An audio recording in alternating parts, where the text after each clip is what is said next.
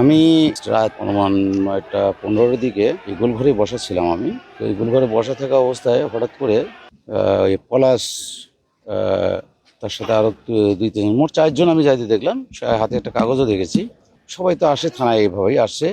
তো কিছুক্ষণ পরেই জাস্ট 2-3 মিনিট পরেই চিল্লাচিল্লি শুনতে পাচ্ছি।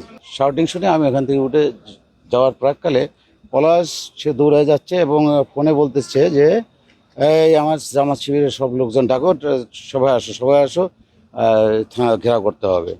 এটা আমি নিজ মুখে শুনছি। সে ফোনে ইয়ে করছে এবং আমি তার কলার চেপে ধরছিলাম।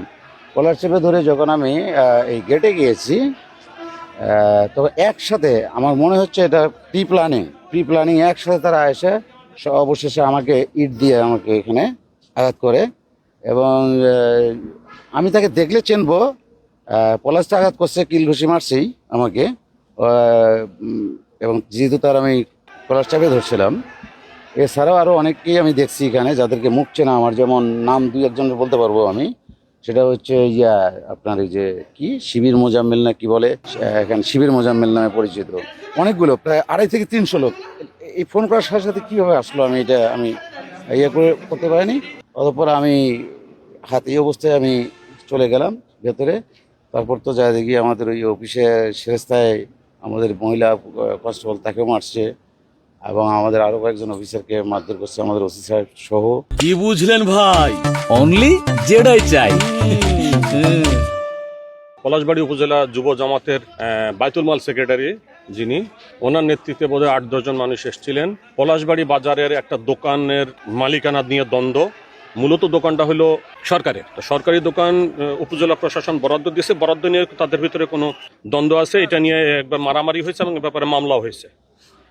এর মধ্যে গতকাল বিবাদী পক্ষ গতকাল নাকি ওই দোকানের তালা খুলে ফেলছে, খুলে তারা আবার দখল নিতে গেছে। এ ব্যাপারে ওই পলাশ সে এসে ওসিকে বলছে যে আপনি ওই দোকানে পুনরায় তালা মারেন।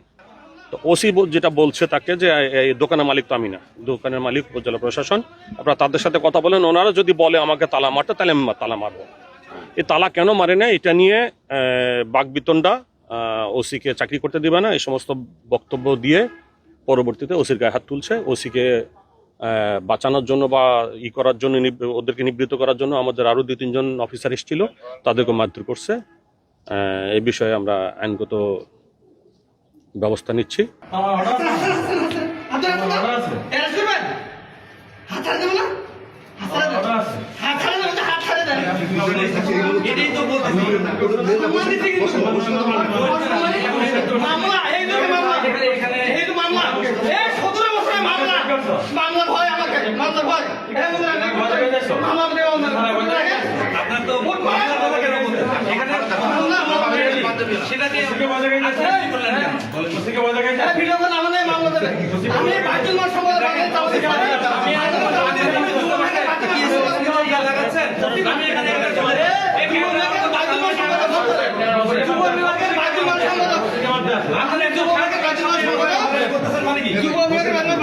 আমি